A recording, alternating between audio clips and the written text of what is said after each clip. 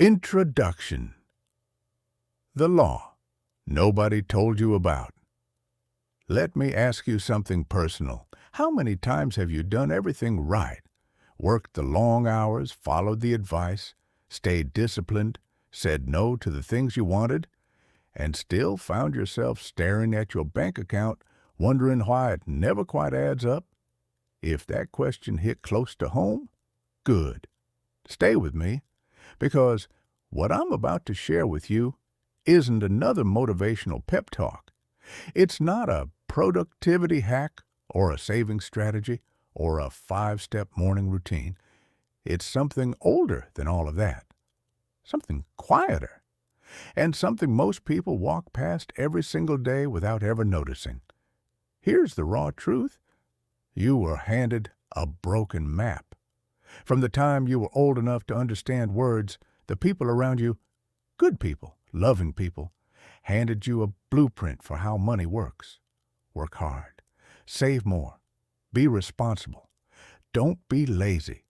Earn your keep. These ideas weren't meant to trap you. They came from real experience, from generations of people who genuinely believed that sweat was the currency of security. But here's what nobody told you. Those rules were written for a world that no longer fully exists.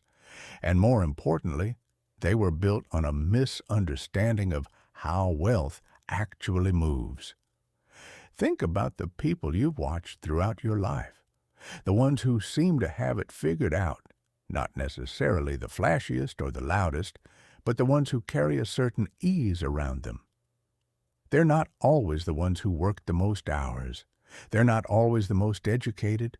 They're not even always the most talented. Yet opportunity seems to find them. Resources seem to flow toward them. Things click for them in a way that doesn't quite click for everyone else. You've probably chalked that up to luck, or connections, or timing, or some unfair advantage you were never given. But what if it's none of those things? What if there's a law, a real, consistent, repeatable law that these people have either consciously understood or accidentally aligned with? And what if that law has nothing to do with how hard you work, how early you wake up, or how disciplined you are with your budget? Over 100 years ago, a quiet writer named Wallace D. Wattles sat down and wrote a book that most people have never read and most schools have never taught. He called it The Science of Getting Rich. And in it, he said something that was so simple and so radical that it made most readers either laugh or change their lives. He said, "You do not get rich by doing certain things. You get rich by doing things in a certain way." That phrase sat in the back of my mind the first time I read it. What does that even mean? Doing things in a certain way? Isn't that vague? Isn't that just motivational fluff? No, it's not. And by the time you finish reading this, you'll understand exactly what he meant. And more importantly, you'll feel it. Because this isn't information you just understand in your head. It's something that has to settle into your bones, into the way you walk into a room, into the way you talk about money when nobody's listening, into the quiet hum of your thoughts at 2 a.m. when the world is still. This is the law nobody told you about. And once you understand it, you will never see money or yourself the same way again. Let's begin. Chapter 1. The map was wrong. All along, rewriting what you know about wealth. Close your eyes for a second. Well, finish this sentence first, then close them. Think about the word rich. What comes up? What images? What feelings? For most people, the word triggers a very specific cocktail of emotions. A flicker of desire, immediately followed by a wave of something that feels like guilt, impossibility, or quiet resignation. Rich is for other people. Rich is luck. Rich is ruthlessness. Rich is something you either are or you aren't. And that reaction, that cocktail, is the first problem, because your emotional response to the word wealth is actively shaping your relationship with it. Here's something Wattles understood that most economists and financial advisors of his time completely missed. Money is not primarily a physical phenomenon. It is a mental one. The outer world of finance, of income, of opportunity, it is a direct reflection of the inner world of belief, vibration, and identity. Not partially, not metaphorically, literally. Before you dismiss that as spiritual woo-woo, stay with me for just a moment, because I'm not asking you to believe anything on faith right now. I'm asking you to look at the evidence of your own life. Think about the moments in your life when you've been most financially stuck. Not just low on cash, but genuinely stuck, where it felt like no matter what you tried, nothing moved. What was the dominant feeling underneath that period? For most people, when they're honest, it was fear, anxiety, a kind of quiet desperation, a feeling of, I don't have enough and I never will. Now think about a time, even a brief one, when money moved more easily, when an unexpected opportunity showed up, when something clicked. What was the energy underneath that period? Usually it was lighter, calmer, more open, less desperate. That's not coincidence. That's the law at work. Wattles described something he called the thinking substance, an intelligent, creative field that permeates all of existence. He wasn't speaking religiously or poetically. He was describing what he observed to be a fundamental principle of reality. That thought has creative power. That the images and beliefs you hold with consistent emotional intensity don't just stay inside your head. They begin to shape your external reality. Now, modern physics has its own language for this. Quantum mechanics tells us that at the subatomic level, particles exist in states of pure possibility until they're observed. The act of observation, of conscious attention, collapses those possibilities into specific outcomes. Scientists argue fiercely about what this means at the macro level of human experience. But what isn't argued is this: the universe is far more responsive to consciousness than our old Newtonian physics ever suggested. Wattles was pointing at the same thing 100 years earlier in plainer language. What this means practically is both simple and radical. The primary field in which wealth is created is not your bank account, your resume, or your business plan. It is your mind, your beliefs, your dominant emotional tone, your habitual inner narrative. This is not an excuse to skip the outer work. Wattles was very clear about that. Action is essential, and we'll come back to it in detail. But action without the right inner alignment is like pedaling a bicycle that's chained to a post. You can work incredibly hard and go absolutely nowhere. Meanwhile, someone with less visible effort but deeper inner alignment seems to glide forward. Let's get even more personal. What do you tell yourself about money when you're alone? Not what you say to your friends, not what you post on social media. What's the actual monologue running in the background of your mind? For a lot of people, it sounds something like this: money is tight. There's never enough. I have to work so hard just to stay afloat. Rich people are lucky/greedy/different from me. I'm not the kind of person who has a lot of money. Every single one of those thoughts is a creative act. Every single one of them is being broadcast into the thinking substance that Wattles described. And the thinking substance, the intelligent field of creation, hears those thoughts and says, "Noted. I'll keep making that your reality.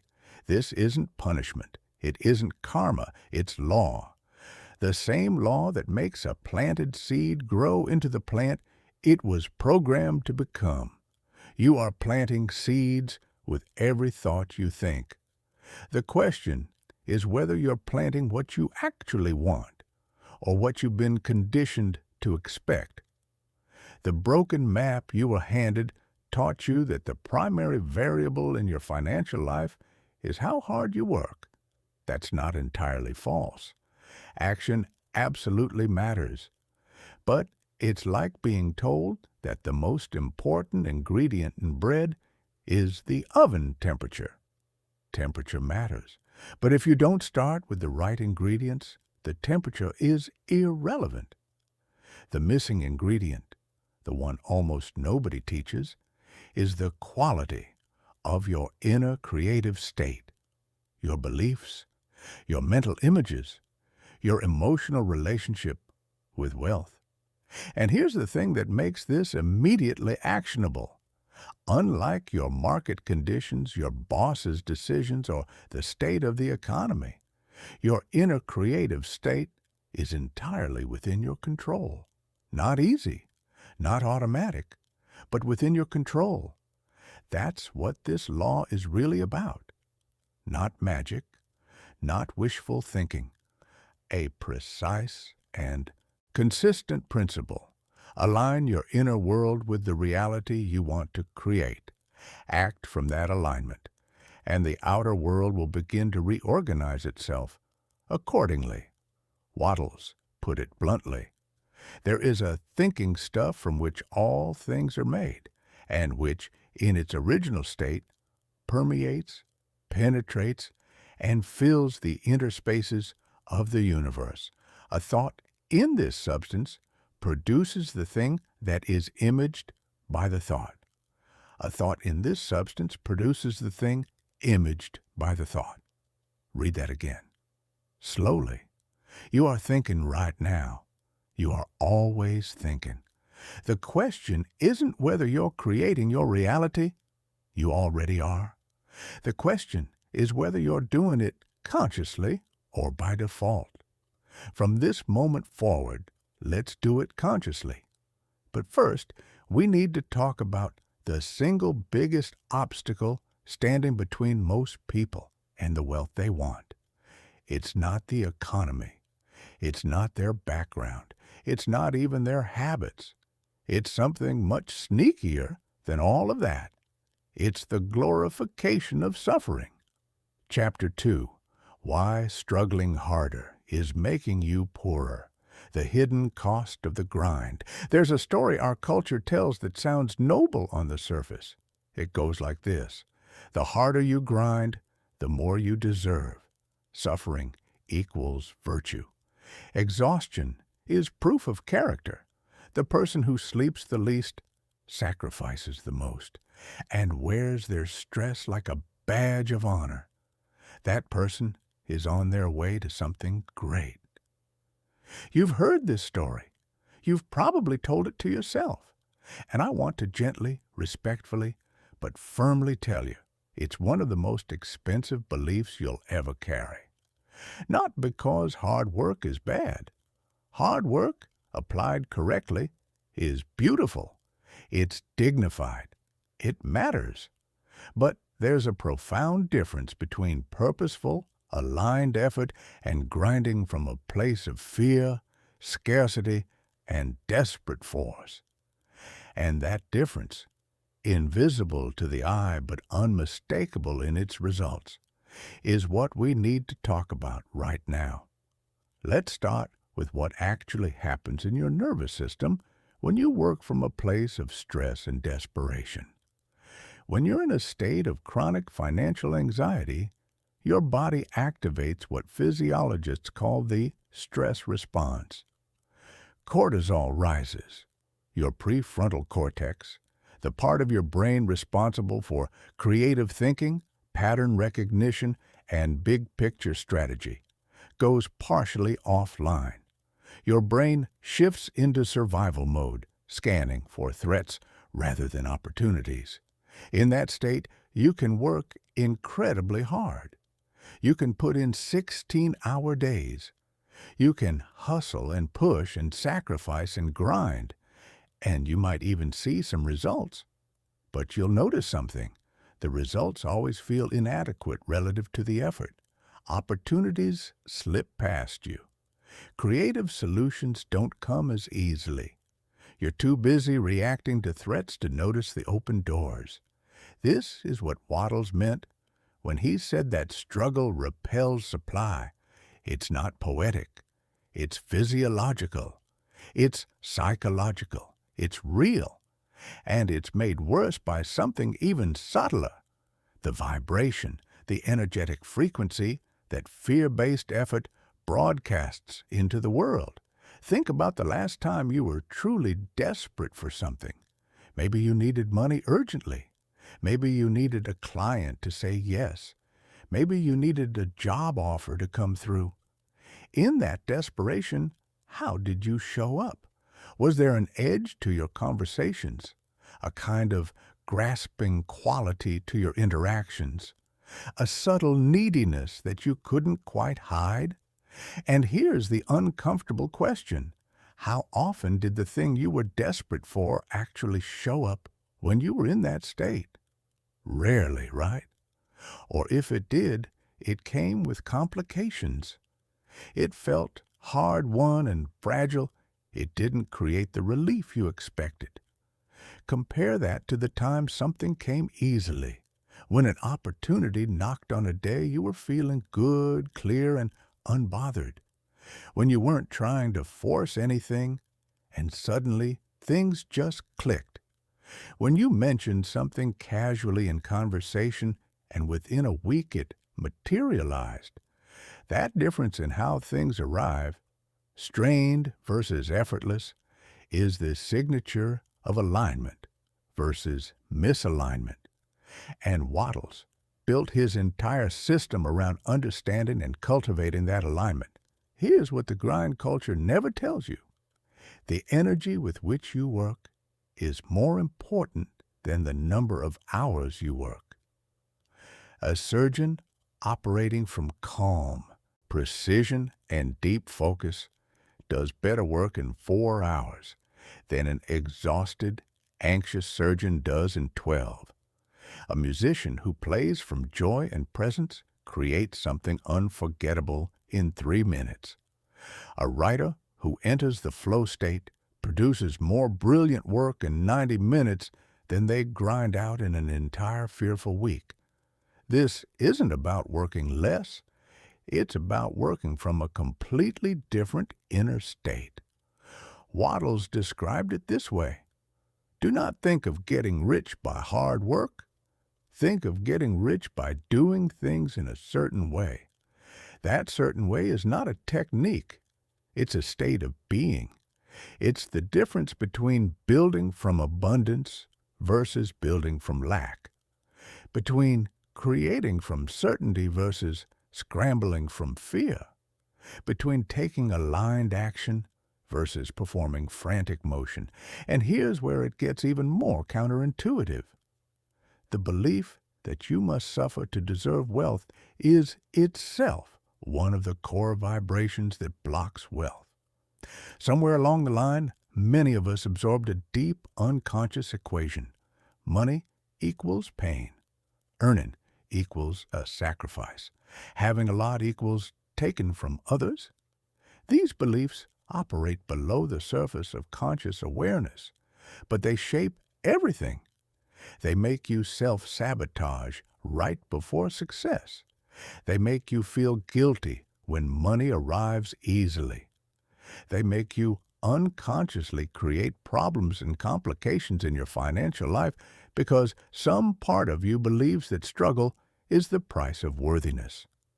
Let's name these beliefs clearly, because naming them is the first step to releasing them. I have to work hard for every dollar. This belief programs you to create experiences that require excessive effort.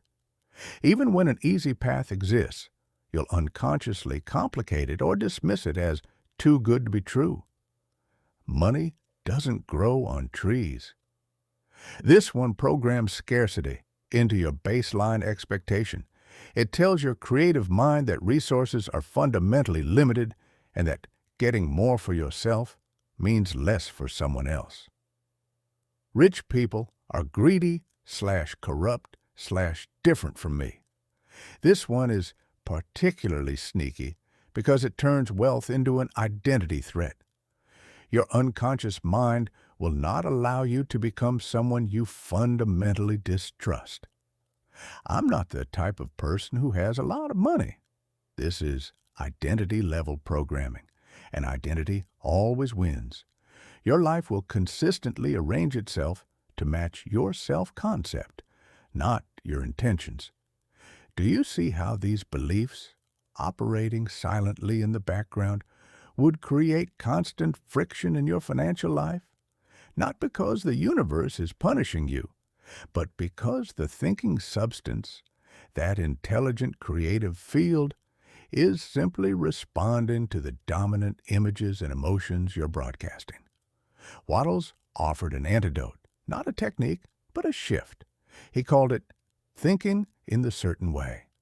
And the core of that shift is this: replace the energy of getting with the energy of giving and expressing. Instead of asking, how do I get more money? Start asking, how can I create more value? How can I express my best work? How can I serve more completely? That's not idealism. That's strategy. Because the energy of expression and contribution is expansive. It opens you up, it clears the channels, it puts you in flow. And flow is the state in which aligned action happens. And aligned action is what actually produces lasting results. The person who wakes up thinking, how do I serve powerfully today, is operating in a fundamentally different energetic state than the person who wakes up thinking, how do I survive today? And over time, that difference in inner state produces wildly different outer realities. Here's the practice Wattles prescribes for breaking the grip of the labor illusion. First, catch yourself thinking in scarcity. When you notice thoughts like, I can't afford it, money is tight, I have to work harder, pause. Don't judge the thought, but don't keep broadcasting it either. Recognize it as old programming, not current truth. Second, shift the frequency. Deliberately, consciously move your attention to what is working, to what you already have, to the evidence that supply exists in the world. Even tiny examples count. A client paid on time, a bill was less than you expected, a friend offered to help. Train your attention on evidence of abundance, not evidence of lack. Third, change the inner question. Instead of, how do I earn more? Ask, how can I create more value? Instead of, why isn't this working? Ask, what am I not seeing? Instead of, I have to do this, ask, I get to do this. How can I do it brilliantly? Fourth, let go of exhaustion as a virtue. Rest is not laziness. Spaciousness is not irresponsibility. The clarity that comes from a walk, a good night's sleep, a moment of genuine presence, the clarity is often worth more than 3 more hours of grinding. Protect it. This isn't permission to avoid hard things. Wattles is not teaching passivity. He's teaching you to be strategic about the energy you bring to your efforts. Because effort infused with faith and presence is exponentially more powerful than effort infused with fear. The grind culture wants you exhausted. A tired, anxious person is a compliant, manageable person. But a clear, aligned, purposeful person, someone who knows their value, trusts the law, and works from joy rather than desperation, that person is genuinely unstoppable. And here's the beautiful thing. Once you make this shift, work doesn't feel like work in the old sense. It becomes something closer to expression, something that energizes rather than depletes, something you do not because you have to, but because you're alive. And this is how your aliveness wants to show up in the world. Wattles wrote that the very best thing you can do for the whole world is to make the most of yourself. Not sacrifice the most, not suffer the most. Make the most of yourself. That's the invitation. And it starts by letting go of the belief that suffering is proof of worthiness. You were never meant to struggle your way to abundance. You were meant to align your way there. Chapter 3. The two minds inside you. And which one is running your financial life? Right now, in this moment, one of two minds is running your relationship with money. You might not know which one. Most people don't. But once you understand the difference, you'll be able to identify it instantly. And more importantly, you'll know exactly how to shift from one to the other. Wattles called them the competitive mind and the creative mind. And the gap between them is the gap between financial struggle and financial flow. Let's meet them both. The competitive mind sees the world as a fixed pie. It operates from the deep, unexamined assumption that resources are limited, that wealth is a finite thing to be divided up among the people competing for it, and that therefore someone else having more means you having less. This mind is always watching the competition, always comparing, always slightly threatened by other people's success, always calculating its position in the hierarchy. And here's what's important. The competitive mind is not malicious. It's not even always conscious. It's just scared. It believes at its core that there isn't enough, and so it lives in a constant state of low-grade anxiety about whether it'll get its share before everything runs out. Do you recognize this mind? Have you ever felt a flicker of something uncomfortable when a friend announces a promotion? A strange tightening in your chest when someone in your industry wins a big deal? A subtle resistance when someone close to you succeeds in a way you haven't? That's the competitive mind. And again, don't judge it. It came from somewhere real. It's trying to protect you, but it's operating from faulty data. And that faulty data is costing you enormously. Because here's the truth the competitive mind cannot see. The universe is not a fixed pie. Look at the natural world for a moment. Is there a fixed amount of music that can be created? A maximum number of ideas a human mind can generate? A ceiling on how much love can exist in the world? Every sunrise creates more light without dimming any other source. Every seed that becomes a tree creates new oxygen without depleting what was already there. Creation expands. Always. That's what creation does. Wattles said it clearly. The thinking substance from which all things are made is infinite. It cannot be depleted. It cannot run out. It creates endlessly from within itself. And this means, really, deeply means, that there is no competition for the good you want to create. None. There is more than enough for everyone to thrive. The competitive mind calls this naive. The creative mind calls it foundational. The creative mind doesn't look sideways at what others have. It looks forward at what it wants to bring into being. It doesn't ask, how do I get more than them? It asks, what new thing can I create that hasn't existed before? It doesn't feel threatened by another's abundance. It sees it as proof that abundance is possible, and therefore available to it too. The creative mind is energetically expansive. When you're in it, you feel a sense of possibility. Ideas come more easily. Connections happen more naturally. You notice opportunities you would have walked past in the competitive state. You become genuinely attracted to other people's brilliance rather than intimidated by it. You start to see collaboration where you used to see competition. And here's the practical, material difference between these two minds. The creative mind activates your full cognitive and intuitive capacity. The competitive mind, because it's rooted in fear, suppresses it.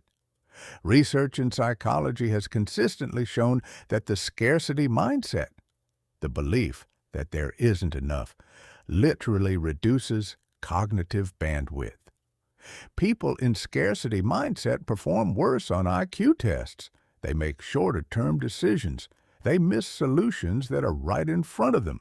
The fear of not having enough actually makes them less capable of creating more. Meanwhile, people in a mindset of abundance and possibility, who believe there's more than enough and that their role is to create and contribute, consistently demonstrate more creativity, more resilience, more willingness to take calculated risks, and more capacity to sustain effort over time. This is the creative mind, and it's available to you right now.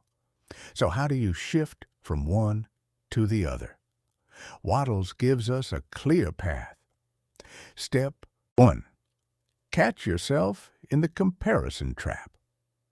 Comparison is the signature move of the competitive mind. The moment you notice yourself measuring your progress against someone else's, your income against your friends, your following against another creator's, that's the competitive mind firing up. It's not wrong to notice where others are, but the moment comparison triggers contraction, that tightening, that resentment, that quiet despair, you've stepped out of the creative field and into the competitive one. The antidote isn't pretending you don't notice. The antidote is a deliberate inner shift.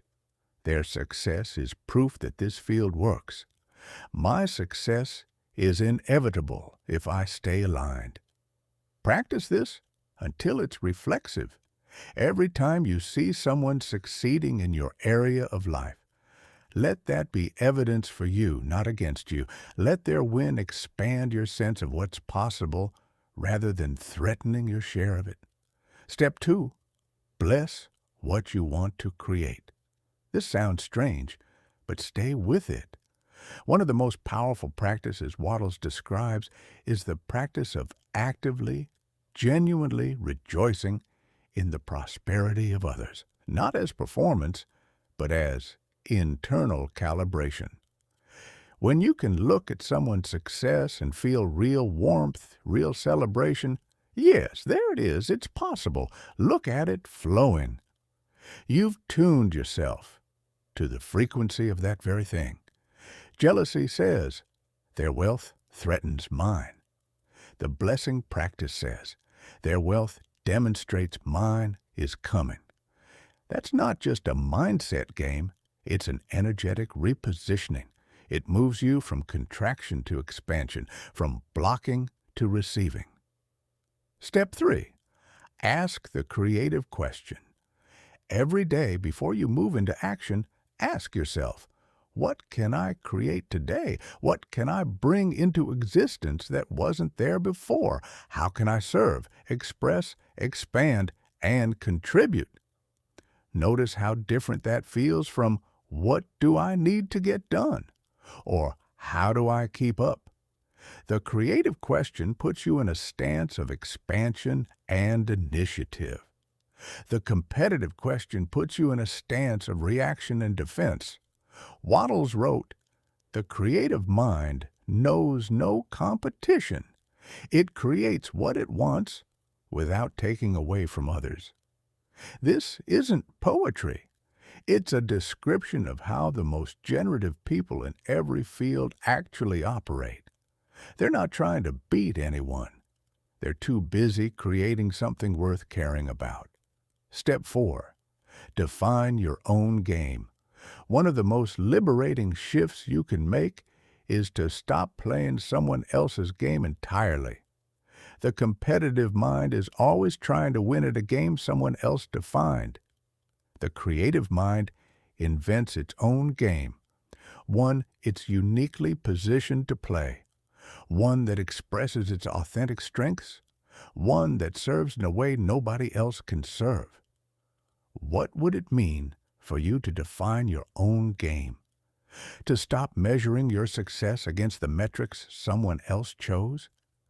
To build something that is genuinely, specifically, unmistakably yours. That's the creative mind at its fullest. And in that state, competition becomes irrelevant. You're not trying to be better than anyone else. You're trying to be fully, brilliantly, completely yourself. Here's something worth sitting with. Every moment you spend in the competitive mind is a moment you're not in the creative mind. And every moment you're not in the creative mind is a moment the thinking substance isn't receiving a clear, powerful, positive, creative instruction from you. The two minds cannot operate simultaneously. You're always in one or the other. And which one you're in right now, in this moment, and in the aggregate of all your moments, is shaping your financial reality more than any market condition, economic trend, or personal circumstance ever could. Choose the creative mind, not once, every day, every hour, if you need to, until it becomes the default, the home base, the place you return to automatically when the world pushes you toward fear and comparison. Because in the creative mind, you are not competing for a piece of the pie. You are baking an entirely new one, and the universe, that infinite, generous, creative intelligence, loves a good baker. Chapter 4. The Picture That Commands Reality. How to Use Your Imagination as a Precision Tool. Everything that exists in your physical world right now was once a picture in someone's mind. The chair you're sitting on, the phone in your hand, the building you're in, the road outside, every single physical object you can see, touch, and use, it didn't arrive from nowhere. It arrived from a thought, a mental image, a vision that someone held long enough, clearly enough, faithfully enough that the universe had no choice but to crystallize it into form. This is not a metaphor. This is the mechanism, and most people are using it backwards. Here's what I mean.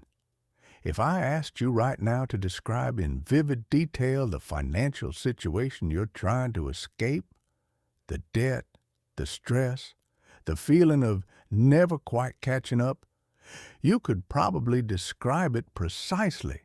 You've been living in it. You've been thinking about it. You've been mentally rehearsing it, revisiting it, and feeling it in your body every time you look at your bank account or think about your future. Now, here's the uncomfortable part.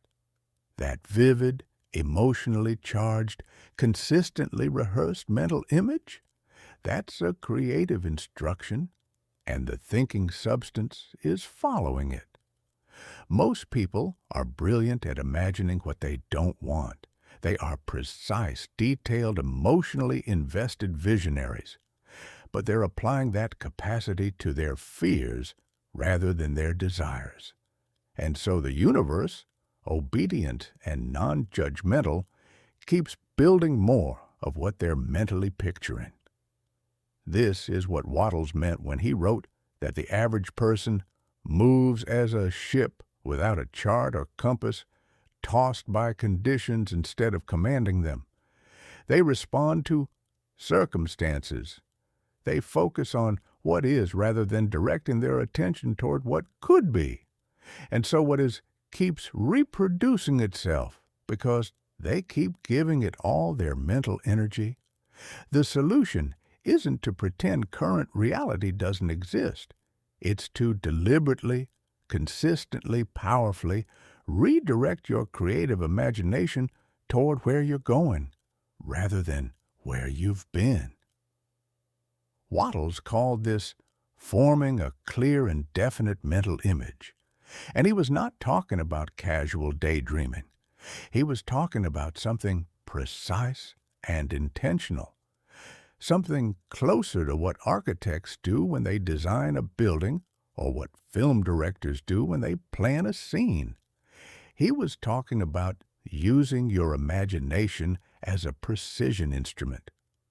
Here's what makes the difference between imagination that creates and imagination that just entertains. Clarity. Vague desire does nothing. I want more money is not a creative instruction, it's a complaint. A clear mental image is thus specific. What does your financially free life actually look like? Not in terms of numbers on a screen, but in terms of felt experience. How do you start your mornings? What do you spend your time on? How does your body feel when financial stress is gone? What relationships have opened up? What are you able to give, do, experience, create? Get specific. The more detailed your mental image, the more powerfully it impresses itself on the thinking substance. Emotional charge. A thought without feeling is a message without a signal. What gives a mental image creative power is the emotion behind it. When you imagine your desired reality and genuinely feel the gratitude, the peace, the joy, the freedom of it, that emotion is the energetic charge that magnetizes form from the formless. Think of emotion as the electricity that powers the creative broadcast. Without it, the image is just a picture. With it, it becomes a command. Consistency. One vivid imagining session won't do it. The power of this practice comes from repetition, from returning to the same clear, emotionally charged image day after day, from building it up, adding detail, deepening the feeling. Wattles compared this to impressing a picture onto clay. Each thought is a touch of the hand. Each session deepens the impression until the image is so clearly and firmly set that reality must organize itself around it. Faith, not force. Here's where people often get it wrong. They try to force the image into reality through sheer willpower. They clench their minds around it, desperately wishing it would hurry up and appear. But that desperate clenching is actually a form of doubt. It carries the energy of, it's not here yet, and I'm not sure it's coming. Faith, as Wattles describes it, is relaxed certainty. It's the confidence of someone who has planted a seed and trusts the process of germination without digging up the soil every 5 minutes to check if it's working. Let me give you a practice. Each day, ideally in the morning before the world rushes in, and again in the evening before you sleep. Take 5 to 10 minutes to enter what we might call your creation space. This is simply a few minutes of stillness, of deliberately withdrawing from the noise of appearances and circumstances. In that stillness, bring up your mental image, the life you're choosing, the financial reality you're creating. See it clearly, walk around inside it mentally, feel it. Let your body register the peace, the ease, the gratitude of it. Let yourself feel how you'd feel the day that image is fully realized. Not the surface emotions of excitement, but the deeper ones. The quiet confidence, the sense of rightness, the feeling of being fully yourself. Hold that image and those feelings for as long as you can. 5 minutes is powerful. 10 is transformative. Then, and this is crucial, release it. Let it go. Don't carry it into the day with anxious grasping. You've given your instruction to the thinking substance. Now trust that it's working even before you can see the results. Do this consistently, every day, without exception, even when the outer circumstances look unchanged, especially when the outer circumstances look unchanged. Because Here's what Wattles understood that most people don't. The outer world always changes after the inner world does. Not before, always after. The seed is always germinating underground before any shoot appears above the surface. The architecture of your new reality is always being built in the invisible before it appears in the visible. Impatience and doubt are the forces that interrupt this process. Every time you return to fear-based thinking, every time you look at current circumstances and allow them to override your vision, you're erasing the creative work you've done and starting over. This doesn't mean you ignore reality. It means you don't let current reality have the final say about future reality. You maintain your vision even when conditions don't yet reflect it. That maintenance, that persistence of inner image in the face of outer contradiction, that is the muscle of manifestation. And like any muscle, it gets stronger with consistent use. Wattles wrote, "Think what you want. Do not think of what you do not want." This single instruction, applied with discipline and consistency, has the power to reorganize the entire landscape of your life. Not because thinking is enough by itself. Action is still essential, and we'll address that fully. But because action without aligned inner vision is like building a house without a blueprint. You can put in enormous effort and still end up with something that doesn't serve you. Whereas action that flows from a clear, consistent, emotionally charged inner vision carries a kind of creative force that multiplies results far beyond what the effort alone would produce. You already have the tool. You're using it right now. You're thinking, imagining, feeling. The only question is whether you're using it deliberately or accidentally. Whether you're the architect of your mental images or just a bystander to the thoughts that drift through. Choose to be the architect. Pick up the instrument of your imagination and begin using it with precision. The universe is listening. It always has been. And it will build exactly what you picture, with far more faithfulness and detail than you probably realize. Chapter 5. Faith is not what you think it is. The science of believing before seeing.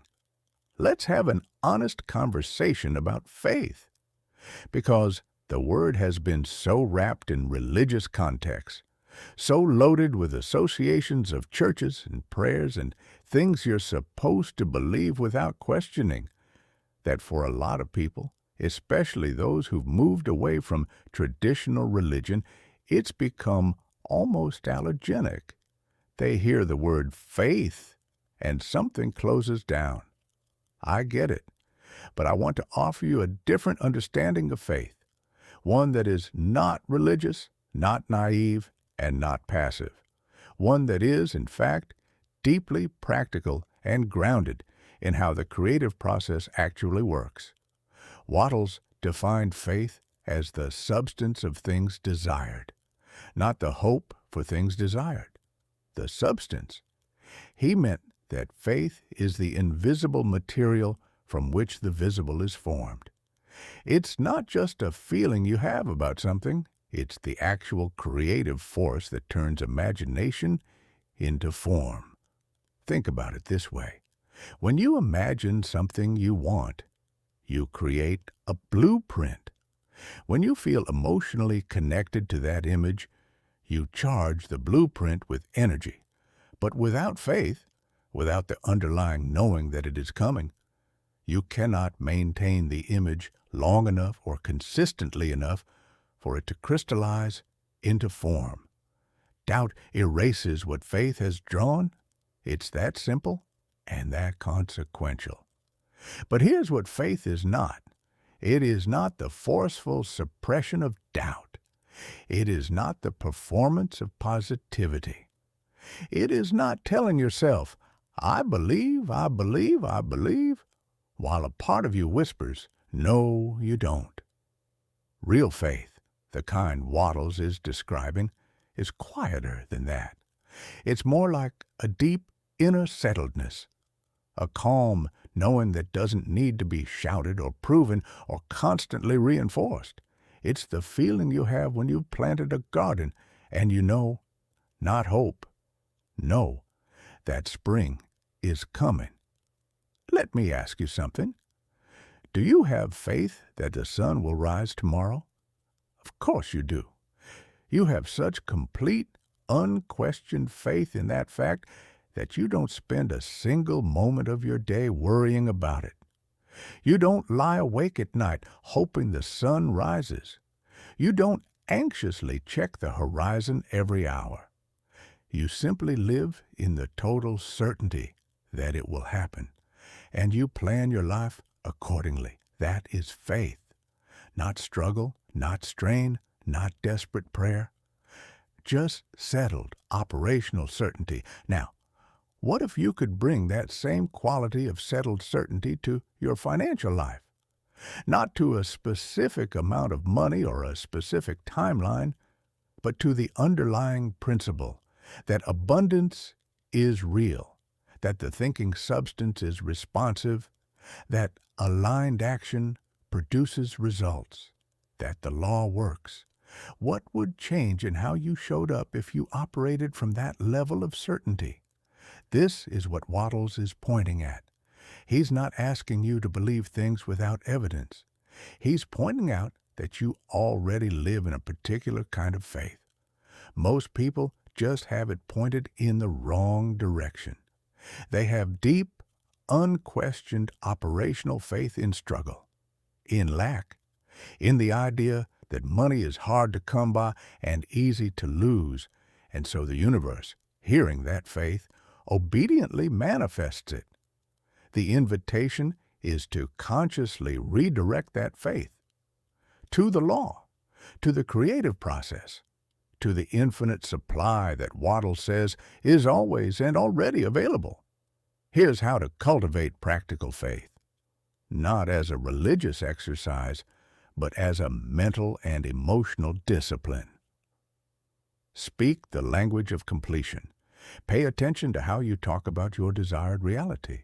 Do you say, I want to be financially free, or I am moving into financial freedom? Do you say, I hope this works, or this is working?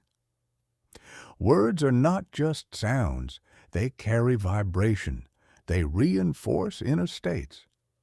The language of completion, speaking as though the outcome is already in process, already underway, primes your nervous system for confidence rather than anxiety. Wattles suggested using present tense language deliberately. Not, I will have wealth, but wealth now flows through me and through my work. This isn't self-deception. It's a deliberate choice to speak from the creative reality you're building rather than the limited reality you're leaving behind. Feel the reality before you see it. This is the heart of faith practice. Each day, deliberately enter the emotional experience of your desired reality. Not just the thoughts about it, the felt sense of it, the physical sensation in your body of what it feels like to be financially secure, to have more than enough, to give generously, to live without the constant hum of financial anxiety. Your nervous system doesn't distinguish between a vividly imagined experience and a real one. This is why people cry at movies, why athletes use visualization to improve performance, why trauma survivors can be triggered by memories as though they're happening again. The emotional body responds to what the mind consistently presents to it. Use this every day. Present your mind with the emotional reality of what you're creating. Detach from the timeline. One of the most common faith killers is impatience. The tendency to look at the calendar, see that things haven't changed as fast as you expected, and conclude that it isn't working. This is the fear-based mind looking for evidence to justify its worry. Faith doesn't operate on your preferred timeline. It operates on the timeline of the creative process, which is always working, always moving, always building in the invisible before it appears in the visible.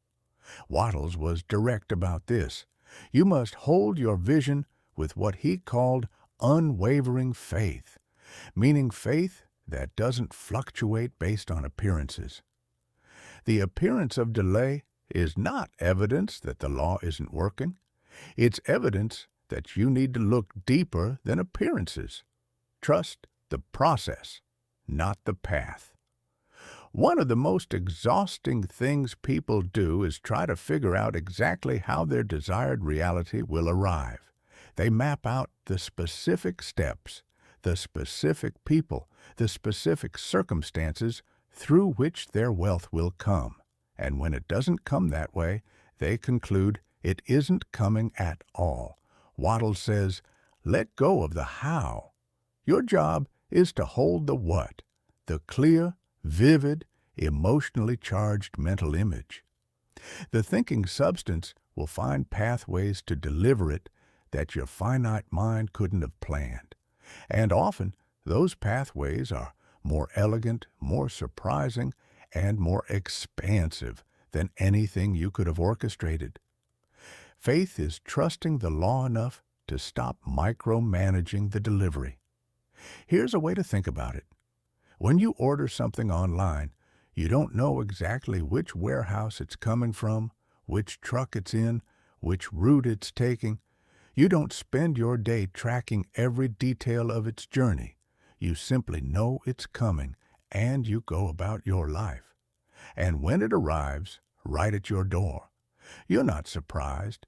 You're just receiving what you already knew was on its way. That's the quality of faith Wattles is describing. Ordered, trusting, receptive, not passive. You still need to act, and we'll talk about that. But not anxious, not grasping, not doubting every mile of the delivery route. Faith is the bridge between your inner vision and its outer manifestation. Build it deliberately. Reinforce it daily. And watch as the distance between what you imagine and what you experience begins to compress in ways that might just take your breath away. Chapter 6. The most underrated wealth practice in the world. Why gratitude is not soft. If you had to identify the single most consistently powerful state that aligns human consciousness with the frequency of abundance, across spiritual traditions, philosophical schools, psychological research, and the practical wisdom of people who've actually created wealth from alignment, it would be this: gratitude. And I know what some of you are thinking right now. Gratitude. Really? That's the big secret? Because we've all been told to be grateful. We've seen it on journals, on motivational posters, and self-help books. Gratitude feels like the softest, most innocuous, least impressive tool in the personal development toolkit. But here's what most people don't understand about gratitude. They're doing it completely wrong. Most people practice what we might call reactive gratitude. They feel grateful when good things happen. Something nice arrives, and they feel thankful. Their emotional state improves. They appreciate the moment. That's lovely. But it's gratitude as a reaction, not gratitude as a creative force. And there's a world of difference. Wattles taught proactive gratitude, the practice of feeling and expressing genuine thankfulness before the visible evidence appears. Gratitude for what is still forming. Gratitude for the law that is working even now in the invisible. Gratitude as an act of faith. And this version of gratitude is not soft at all. It's one of the most disciplined and sophisticated practices in the entire system. Here's why it works. When you feel genuine gratitude, your nervous system shifts. Research in psychophysiology has demonstrated that sustained feelings of appreciation and thankfulness activate the heart's rhythmic patterns in a specific way. Yeah, what the HeartMath Institute calls heart coherence. In that state, your body's systems synchronize in a way that is measurably different from states of stress or negative emotion. Thinking becomes clearer. Creativity increases. Immune function improves. The body enters an optimal state for both performance and receptivity. Now, here's what Wattles adds to that understanding. Gratitude doesn't just improve your physical state. It keeps you energetically connected to the source of supply. It tunes your inner instrument to the frequency of abundance, and it signals to the thinking substance that you already recognize its gifts, which, Wattles says, draws more. He wrote, "The grateful mind is constantly fixed upon the best. Therefore, it tends to become the best." This is a description of energetic law. What you focus on with the emotional intensity, even positive emotional intensity like gratitude, you magnetize toward yourself. The mind fixed on the best becomes a magnet for the best, not because the universe rewards virtue, but because the inner state of abundance-focused gratitude is the same frequency as abundance itself. Think of it as a tuning fork. Two tuning forks struck to the same frequency will cause each other to resonate even across a distance. Your inner state of genuine gratitude is a tuning fork. It resonates at the frequency of abundance, and abundance, in all its forms, money, opportunity, connection, health, ideas, is drawn into resonance with it. This is why Wattles made a striking claim. The practice of gratitude can accelerate the manifestation of your desired reality more powerfully than almost anything else. Not because the universe is giving bonus points for thankfulness, but because gratitude is a state of inner richness, and inner richness is what produces outer richness. Now let's talk about what genuine proactive gratitude actually looks like in practice, because this matters.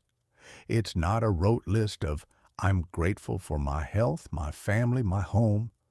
Those things may be true, but if you're saying them mechanically, without feeling, they're just words. The thinking substance responds to vibration, not language. It responds to the feeling behind the thought. Genuine gratitude has a distinctive felt quality. It's warm. It has a physical location, often in the chest. There's a kind of opening that happens, a softening. When you feel it, you know it. And when you don't feel it, but you're just going through the motions, that also is unmistakable. The practice is to find the real feeling, not to perform gratitude, but to mine it. To look at your life, even right now, even in whatever financial situation you're currently in, and find the actual, real things that warrant genuine appreciation. Here are some places to look that most people overlook. Gratitude for what's working, not just what's perfect. What is functioning? What is reliable? What can you count on? Your body that's breathing, the ground that holds your weight, the mind that can understand these words. The fact that you're reading this, which means something in you, is still seeking, still believing in the possibility of better. That seeking is itself something to be grateful for. Gratitude for what's forming. This is the advanced move. Can you feel genuine appreciation for what is coming, even though you can't see it yet? Can you thank the creative process that is working right now in the invisible, building the architecture of your desired life? This is faith expressed as gratitude, and it carries enormous creative power. Gratitude for even the difficult. This is not spiritual bypassing or toxic positivity. It's the recognition that contrast, the hard things, the disappointing things, the things that don't work the way you wanted, these are also data. They're showing you what you don't want with such clarity that they're helping you define what you do want. There is genuine value in that, and genuine gratitude for it is possible. Gratitude expressed outward. Wattles emphasized that gratitude shouldn't just be internal. When you interact with people in any context, bring the energy of appreciation with you. Let the cashier, the colleague, the stranger on the street feel even slightly that their presence matters. This expresses your inner state of richness outward into the world, and that expression attracts more richness back. Make gratitude a rhythm, not an event. Morning, evening, in the middle of a difficult conversation. Before you check your bank account. After a sale. After a rejection. Let it become the continuous hum of your inner life, the background frequency against which everything else is happening. Wattles wrote that a person can transform their entire circumstance through sustained gratitude practice, not because it changes what's happening externally, but because it changes the inner broadcaster. And when the inner broadcaster shifts to the frequency of abundance, the outer world must eventually, always to follow. This is the practice that makes everything else in this system work more effectively. Vision without gratitude becomes grasping. Faith without gratitude becomes anxiety. Action without gratitude becomes exhausting. But add genuine, felt, consistent gratitude to each of these, and the entire system accelerates. Don't underestimate it because it sounds simple. The deepest laws usually do. Chapter 7. How to move through the world like someone who already has everything. Aligned action. Let's talk about work, about action, about the practical, physical, get up and do it dimension of creating wealth. Because here's where some people misread what Wattles is saying. And it's an important misread to correct.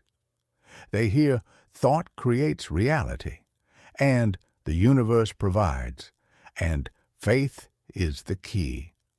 And they think the prescription is to stop doing and start just believing, to sit in meditation, visualize their desires, and wait for the universe to drop a check in their mailbox. That's not what Wattles is teaching, not even close. What he's teaching is a specific and precise relationship between inner alignment and outer action, one in which the action is absolutely essential, but the quality of that action is entirely transformed by the inner state from which it arises. He wrote, "You must act in the present with faith and purpose. Act now upon the people and things in your present environment. Not someday, not after you feel ready. Now, here, with what you have, in the circumstances you're currently in." The difference Wattles is drawing, the one that changes everything, is not between action and inaction. It's between action taken from fear and action taken from faith. Between effort born of desperation and effort born of aligned purpose. Between working to prove your worth and working to express it. Think about the most alive, effective, magnetizing moments in your professional life. The times you were in full creative flow. The times work felt almost easy, even though you were doing a lot of it. The times clients came to you, opportunities appeared, things clicked. What was the inner state that produced those moments? You probably weren't desperate. You weren't forcing. You weren't performing for approval or scrambling to make up for a deficit. You were in a state we might call presence. Fully here, fully engaged, trusting the process, enjoying the expression of your work. That state produces a different quality of output, and that different quality of output produces a different quality of result. This is what Wattles means by acting in the certain way. The certain way is not a technique, it's an energetic stance. It's the posture of someone who knows they are a channel for something larger than their personal effort, and who therefore acts with calm confidence rather than anxious straining. Here's how to bring this to your actual daily work. Act where you are, not where you wish you were. One of the most common avoidance patterns is waiting for the right conditions. Waiting until you have more money, more followers, more experience, more certainty before you begin. The infinite always begins here, always now, with whatever is actually in front of you. The conditions will never be perfect. The circumstances will never be ideal. Begin anyway, fully and faithfully, with what you currently have. Wattles said, "The only way to be useful to others is to make yourself the best possible channel for expression, and you can only do this by acting now, here." The present moment is not a waiting room for the real work. It is the real work. Do everything as a complete act. This is one of Wattles's most practically powerful teachings, and one of the most overlooked. He taught that every single thing you do, every email, every conversation, every task, however small, deserves your full presence and best effort. Not because every task is equally important, but because the quality of your presence in each act is what determines the quality of the frequency you're broadcasting. When you do small things carelessly while waiting for the big opportunities to demand your full attention, you're practicing a kind of energetic carelessness, and that practice shapes the field around you. Conversely, when you bring full presence, full intention, and genuine care to everything, even the smallest, most mundane tasks, you're practicing aliveness. And that practice creates a field of quality that people feel, opportunities respond to, and abundance is drawn toward. Move with calm efficiency, not frantic urgency. The universe never rushes. Seasons change in their own time. The tide moves with perfect rhythm, regardless of how anxious anyone is about it. When you move through your work with a quality of calm efficiency, deliberate, purposeful, unhurried, you carry that same quality of the infinite into your actions. And that quality is magnetic. It creates trust. It signals confidence. It attracts. Compare this to the frantic, urgent, scattered energy of someone who's constantly overwhelmed. Both people may be working equally hard, but the energetic signature they carry and the results that signature produces could not be more different. Infuse your work with conscious awareness. Wattles talks about bringing what he calls the consciousness of increase to everything you do.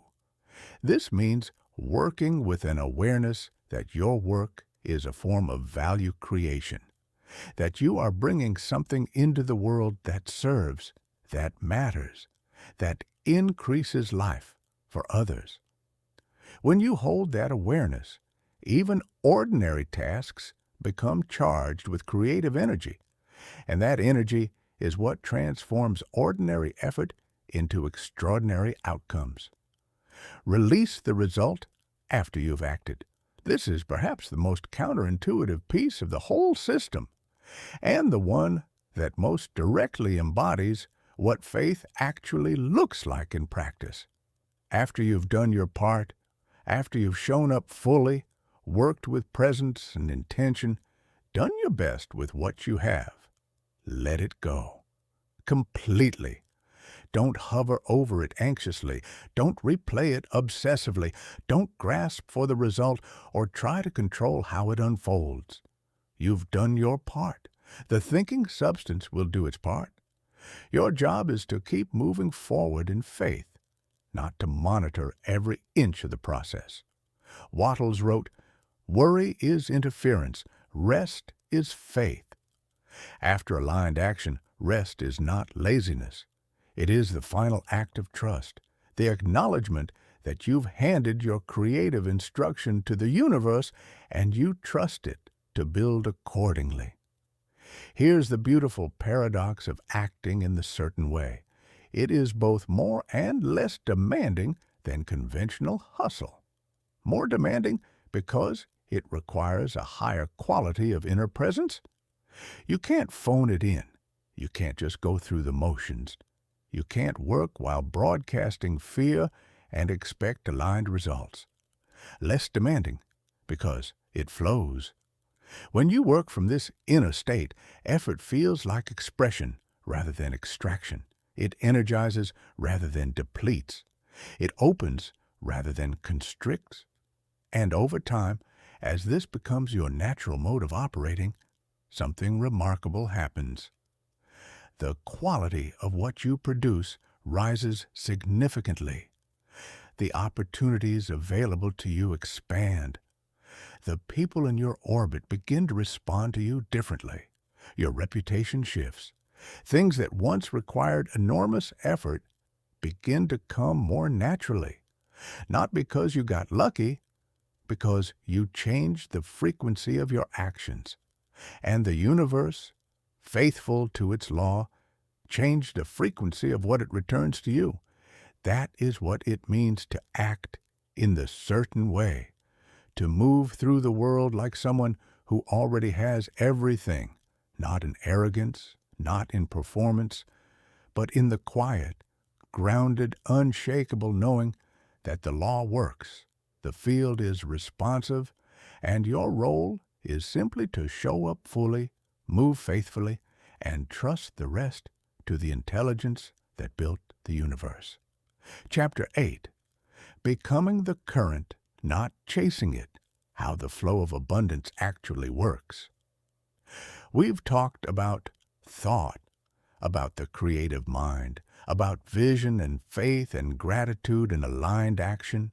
We've covered the whole system, and now I want to bring it all together in a way that might feel, for the first time, like a deep breath. Because here's what happens when all of these principles are consistently practiced. You stop chasing abundance and you become the current through which it flows. That's not a metaphor for anything complex. It's a description of what actually shifts in your experience when you've genuinely internalized and embodied this law. Let me paint you a picture. Imagine someone who wakes up each morning and the first thing they feel, not the first thing they think, but the first thing they feel, is a settled sense of aliveness. Not because everything in their outer life is perfect, but because they've done the inner work to anchor themselves in something deeper than circumstances.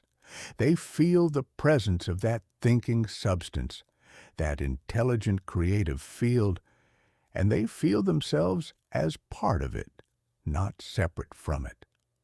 They move through their morning without the anxious scroll through financial news or urgent emails. They take a few minutes to hold their vision clearly and feel genuine gratitude for what is already unfolding. They prepare for the day not from a place of, "I need today to produce for me," but from, "How can I serve and express powerfully today?" They work. They do real things. They have conversations, make decisions, take action. But there's a quality of ease in it, not effortlessness in the sense of no effort, but effort that doesn't cost them their peace. Work that feels like a natural extension of who they are rather than a performance for the approval of others. And here's what starts to happen around them. The field reorganizes. Opportunities show up in unexpected places. The right person calls at the right moment. A problem they were wrestling with suddenly has an obvious solution. Money arrives through channels they didn't anticipate. Synchronicities multiply. Things that used to require enormous force begin to move on their own. This is not supernatural. This is law. The law of the thinking substance consistently applied, consistently producing. But there's one more piece to this, the piece that elevates the whole system from personal wealth strategy to something approaching a philosophy of life. And it's this: true abundance is not a destination you arrive at. It is a quality of relationship you maintain with yourself, with others, with the creative field itself. Wattles wrote that when you truly understand this law, you become a channel through which the universe increases life for all, not just for yourself, not in a zero-sum take as much as you can weigh, but as an actual conduit, a place in the world through which more good flows outward than flows in. That might sound lofty, but let's make it concrete. When you operate from genuine abundance consciousness, from the creative mind, from gratitude, from faith, from aligned action, you start to notice something. Your presence has a different effect on people. Conversations with you leave people feeling clearer, more energized, more hopeful. Projects you touch tend to improve. The environments you walk into tend to get better. Ideas you contribute tend to produce results for others, not just for yourself. That's not accidental. That's the law in motion. The thinking substance expressing itself through a consciousness that has cleared its channels and aligned itself with increase rather than lack, creation rather than competition, giving rather than grasping. And that quality of being, the one that gives more than it takes, that creates rather than extracts, that lifts rather than diminishes, is the single most reliable attractor of sustained, lasting wealth in all its forms. Wattles understood that the universe is fundamentally structured around increase, growth, expansion, more life, and the consciousness that aligns with that fundamental drive of creation becomes, in a very real sense, the universe's favorite instrument. Here's how to maintain this alignment, not as a periodic practice, but as an ongoing way of being. Treat money as energy, not as matter. When you see money as a fixed physical thing, as something to be hoarded, protected, clung to, you create energetic blocks around it. You slow its circulation. You turn it from a river into a pond, and ponds stagnate. When you treat money as energy, as the visible form of invisible movement, you naturally keep it flowing. You invest, give, circulate, and the river, flowing freely, keeps replenishing itself. Keep your channels clear. Fear, resentment, guilt, unworthiness, these are the real blockages in your financial life. Not circumstances, not luck, not the economy. Your inner channels. Regularly, daily if possible, do the inner work of releasing what blocks the flow. Ask yourself, what belief am I carrying right now that is constricting the movement of abundance in my life? And then challenge it. Replace it. Return to the creative mind. Give generously and consciously. This is the move that makes no rational sense to the scarcity mind and perfect sense to the abundance mind. Giving, freely, generously, without resentment or calculation, proves to yourself and to the universe that you trust the supply, that you know there is more, that you are not a fearful hoarder, but a confident circulator, and that inner proof is enormously powerful. It keeps your channels open and your frequency high. Wattles wrote, "The moment you give from faith, the current accelerates." This is not wishful thinking. It is a description of how the energetics of abundance actually work. Every genuine act of generosity expands your capacity to receive. Every act of fearful hoarding contracts it. Receive without guilt. This is the quiet challenge for many people. They're good at giving, but when abundance comes to them, they feel uncomfortable. They minimize it, deflect it, downplay it, or they immediately start worrying about losing it. Both of these responses are forms of rejection. They tell the universe, "I'm not really a vessel for this." And the universe, hearing that, adjusts accordingly. Practice receiving, fully, graciously, with genuine gratitude. Let money, compliments, opportunities, and kindness come to you and actually land. Feel them. Appreciate them. Don't rush to give them away as though abundance in your hands is somehow dangerous. Live as an instrument of increase for others. Wherever you go, leave things better than you found them, not just in a material sense, though material generosity matters. In an energetic sense, bring presence, care, honesty, encouragement. See the best in people. Draw out their potential. Contribute more energy to your relationships and environments than you consume from them. This is what Wattles means by serving life, and it is, ultimately, the most reliable path to the kind of wealth that is genuinely satisfying. Not just financially abundant, but meaningfully, continuously expanding in every dimension. Because here's the final truth that this entire law points toward. The goal was never the money. The goal was always the expansion, the aliveness, the sense of being fully yourself, fully expressed, fully participating in the creative adventure of existence. Money is the byproduct of that, the shadow of the light. When you align yourself with the light, with the law, with the creative intelligence, with the infinite thinking substance, the shadow follows without being chased. You stop asking, "How do I get more?" And you start asking, "How can I give more life?" And in that question, answered daily through faith and action and gratitude, the answer to the first question is always included. This is the effortless stream. Not effortless because it requires nothing from you. It requires everything from you. But effortless because when you're aligned with the current, even great effort carries the quality of flow, of rightness, of being exactly where you're supposed to be, doing exactly what you're here to do, in partnership with an intelligence far more capable than your individual mind. The river was always flowing. It will always flow. You don't create the river. You align with it. You clear the channels. You step in. And then you discover what Wattles knew and what every genuine practitioner of this law has discovered before you. The river is not just carrying you. It's working through you for everyone you'll ever touch. That is the law. That is the certain way.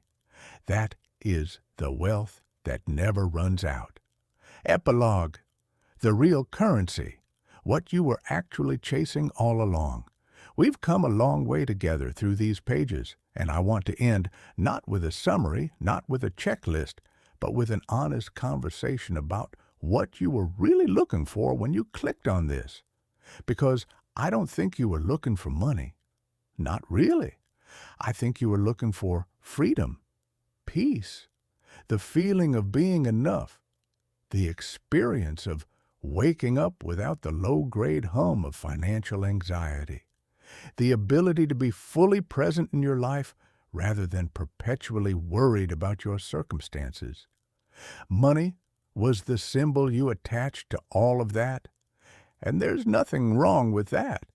Money is a real and important vehicle for freedom in this world.